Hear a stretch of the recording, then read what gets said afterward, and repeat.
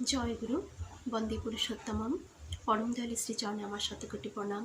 জগৎজননী বড়মার চরণে আমার শতকোটি প্রণাম। পরম পূজ্য পাদ শ্রী শ্রী বরদা শ্রী চরণে শতকোটি প্রণাম।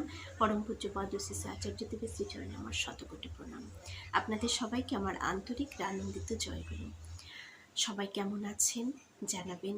আমি খুব ভালো আছি ঠাকুরের দয়ায়। আপনারা সবাই ভালো থাকুন। আপনাদের সবার ইষ্টচ্ছল মঙ্গলময় জীবনে প্রার্থনা রাখছি।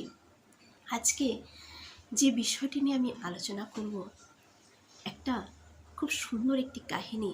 এটা কাহিনী বলা ভুল হবে, এটা একটা ঠাকুর যে নররূপে নারায়ণ, তার একটা সাক্ষাৎ প্রমাণ, বা ঠাকুর নিজে মুখে নিজের থেকে সে স্বীকৃতি দান করলেন। লেখক শ্রীরাম বসায়ন সিংহ। সাদা ফুলের গাছ। আমরা সবাই দেওঘর ঠাকুর বাড়িতে চতুর্দিকে সাদা টগর ফুলের গাছ দেখে থাকি, প্রচুর ফুল ফুটে থাকে। তারই রহস্য। এই রহস্য থেকে কিভাবে বোঝা যায় যে ঠাকুর নররূপী নারায়ণ? এই গাছ ঠাকুর লাগালেন কি কারণে, তা এই ঘটনার মধ্য দিয়ে আমি আপনাদের কাছে তুলে ধরার চেষ্টা করছি। সাদা ফুলের গাছ। শ্রী শ্রী ঠাকুর অনুকূলচন্দ্র পূর্বজন্ম বৃত্তান্ত বর্ণনায়, ঠাকুর তার পূর্বজন্মের বৃত্তান্ত বর্ণনা করছেন ভক্তবৎসলের সামনে। তার বন নিবাসকালে কুটিরের চারপাশে অসংখ্য সাদা ফুলের কথা বলেছেন, যে তিনি যখন বনে বাস করতেন, তার কুটিরের চতুর্দিকে সাদা ফুলের অসংখ্য গাছের কথা তিনি বলেছেন। শ্রীমুখ বর্ণিত এই ঘটনার প্রায় 2-1 বৎসর পূর্বে এই ঘটনারই অনুরূপ আরও একটি ঘটনা ঘটেছিল। দুটি ঘটনারই সম্মিলিত রূপ দেখলে প্রভু ভক্তগণের কাছে তা আরও মধুময়, প্রাণস্পর্শী হয়ে ওঠে। পরম দয়ালের দিব্যলীলার ইতিহাসে আরও একটি অধ্যায় অনায়াসেই জুড়ে যায়। তিনি তো মাঝে মাঝেই ভাব বিহ্বল হয়ে তার পূর্বজন্মের বা যুগে যুগে যে অবতার আসেন, সে যুগে যুগে তাদের নানান কথা আমরা অনেক জায়গায় পড়েছি। তিনি বলতেন, একভাবে শ্রীরামকৃষ্ণদেবের কথা বলে গেছেন, শ্রীরামচন্দ্রের কথা তিনি বলে গেছেন। তিনিই তো একাধারে যুগে যুগে এক এক রূপে তিনি এসেছেন, সেগুলো তিনি বলতেন। তো সেই ঘটনাগুলো প্রথমে দুরকম ঘটনা বলেছেন, তার মর্ম বা অর্থ একই বোঝায়। এবারের ঘটনাটাও লেখক সে একইভাবে যুক্ত করে দেখলেন যে ঘটনাটা একই রূপ। শ্রী শ্রী ঠাকুর কিছুদিন যাবৎ ঠাকুর বাংলার ভিতর সাদা ফুলের গাছ লাগানোর ব্যবস্থা করছিলেন। এর অধিকাংশই সাদা টগর ফুলের গাছ। যেদিকেই দৃষ্টি যায় সাদা ফুলের শোভা। তার ইচ্ছাতেই লাগানো এই সাদা ফুলের গাছগুলো আজও বেঁচে আছে ও ঠাকুর বাংলার চারপাশে তার শোভা দেখা যেতে পারে। এবং সাদা ফুলের প্রতি দয়াল ঠাকুরের বিশেষ অভিরুচি আজও আমাদের সকলের স্মৃতিতে জাগ্রত করে রাখে। আর এর সাথে সাথেই পরম দরদী জীবনস্বামী দয়াল ঠাকুরের প্রতি আমাদের প্রায়ই ভক্তি ভাব বিহ্বল করে তোলে। ঠাকুর সাদা ফুলের টগর গাছের ফুলের গাছ তিনি আশ্রমে চতুর্দিকে লাগিয়ে রেখেছেন, যার শোভা আমরা আজও দেখতে পাই। ঠাকুর বাংলার ভেতর চারদিকে এই সাদা ফুলের গাছ লাগানোর বিশেষ ইচ্ছার কয়েকদিন যাবৎ লেখকের মনে এক বিশেষ ভাবের সৃষ্টি করল। যখন ঠাকুর সাদা ফুলের গাছগুলো চতুর্দিকে লাগাচ্ছেন, তখন লেখকের মনে একটা ভাবের সৃষ্টি হলো। কারণ আগে তিনি তার আগের পূর্বজন্মের যে ঘটনাগুলো বলতেন, সেগুলোর সাথে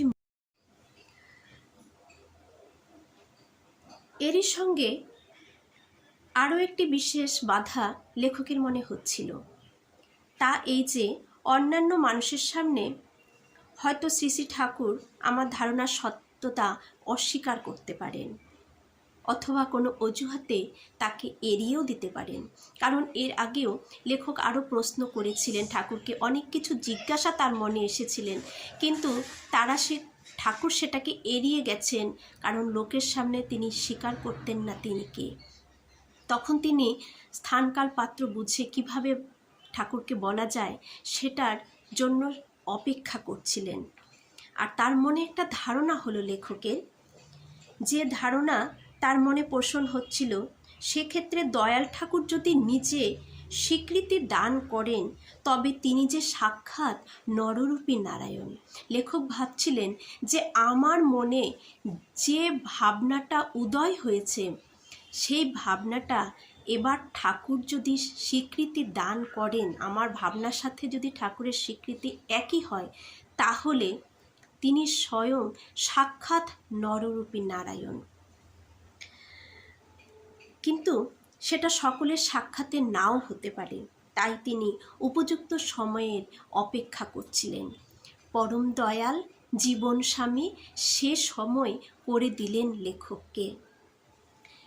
সে সময় শ্রী শ্রী ঠাকুরের খুব কাছে তিনি ছিলেন, একদম কাছে। সাহস করে সময় বুঝে শ্রী শ্রী ঠাকুরের কাছে তার মনের ধারণার কথা ব্যক্ত করলেন। তিনি নিবেদন করলেন, আপনি যে চারধারে শুধু সাদা ফুলের গাছ লাগাচ্ছেন, এটা কি আপনার কোনো পূর্ব জন্মের স্মৃতির ফলে? প্রশ্নটা আমি আবারও বলছি। লেখক ঠাকুরকে বললেন, আপনি যে চারধারে শুধু সাদা ফুলের গাছ লাগাচ্ছেন, এটা কি আপনার কোনো পূর্ব স্মৃতির ফলে? গড়গড়ার টান দিচ্ছিলেন আমার দয়াল। গড়গড়ার টান দিতে দিতে আপন মানব চিত্তে প্রাণস্পর্শী মধুর হাস্য কণ্ঠে স্মিত হাস্যে শ্রী শ্রী ঠাকুর বললেন সংক্ষিপ্তভাবে, আমারও তাই মনে হয়। আমার দয়াল কি বললেন? আমারও তাই মনে হয়। মন ভরে গেল। লেখকের এই ধারণার সত্যতা স্বয়ং দিন দুনিয়ার মালিক জীবননাথ তার আপন শ্রীমুখেই স্বীকার করলেন।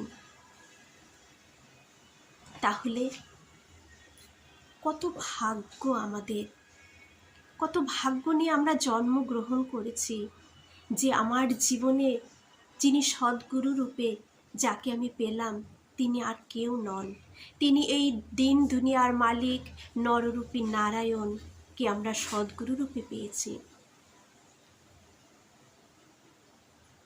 ধন্যবাদ, তুমি আমার জীবনে এসেছো দয়াল, আমি আপ্লুত।